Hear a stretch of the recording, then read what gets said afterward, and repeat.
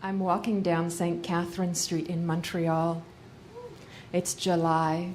It's Saturday night. It's about 10 or 11 at night. I'm 18 years old, and the city is vibrant and full of energy and love. I'm walking on my own because I'm a loner. That's what we used to call introverts back in the 80s. Driving down the street is this old black convertible. No one in Montreal has a convertible. Those people who have a car with a roof. Because 6 months out of the year, there's a chance of snow. But there it is. It's not fancy.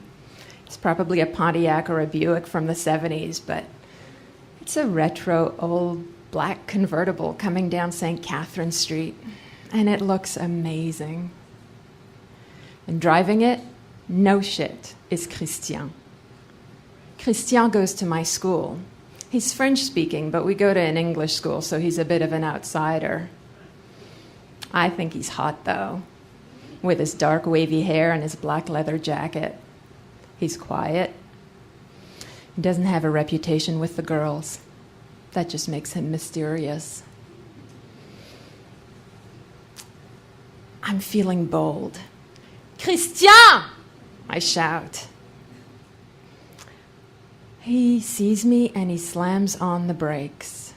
He doesn't nod or give me a wave that says, I know who you are and nothing's ever going to happen between us.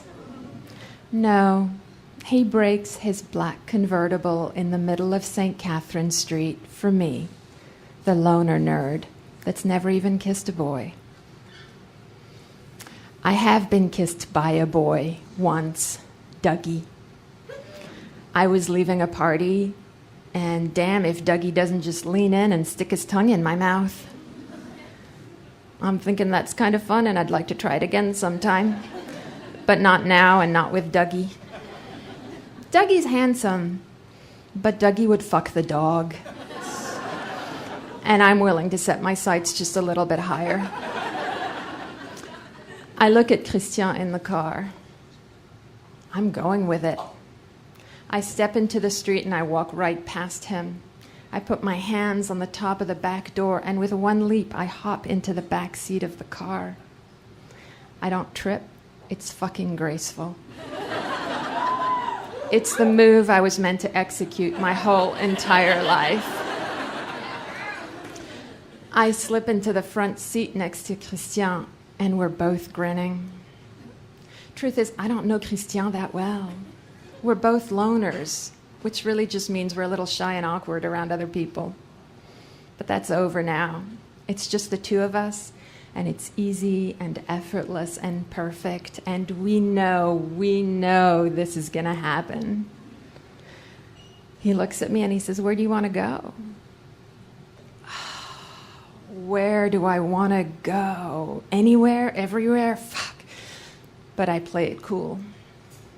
I point with my chin. That way. He takes his foot off the brake and presses down on the accelerator, and the car doesn't move. He turns the motor off and turns the key again. Nothing. He does it again and again and again. It's 7 times before he finally gives up.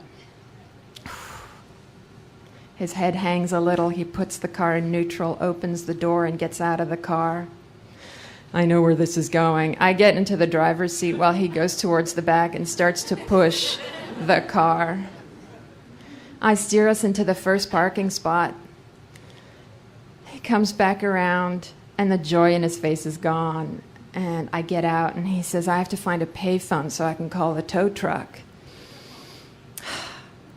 And now it's like the moment's gone. It just all feels weird again, and we're like 2 awkward teenagers standing on the sidewalk.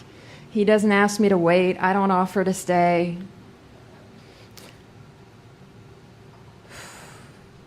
The fun part where the tow truck arrives and the driver's hilarious and he offers us a toke from his joint, that doesn't happen. The part where we leave the car, we walk down to the old port, we toss pebbles into the St. Lawrence River, and we watch the tanker ships go by. That doesn't happen either. Just like the car, our adventure is dead in the water. A couple of weeks later, I'm on the Greyhound. I'm on my way to Maine, where I'm starting college. There are a bunch of boys there. Some of them have cars, and I'm sure one or two of them even have a convertible. But there's no loner nerd wandering quietly, waiting to be stopped in his tracks when I call his name. It's ages before I find a boy I want to kiss again.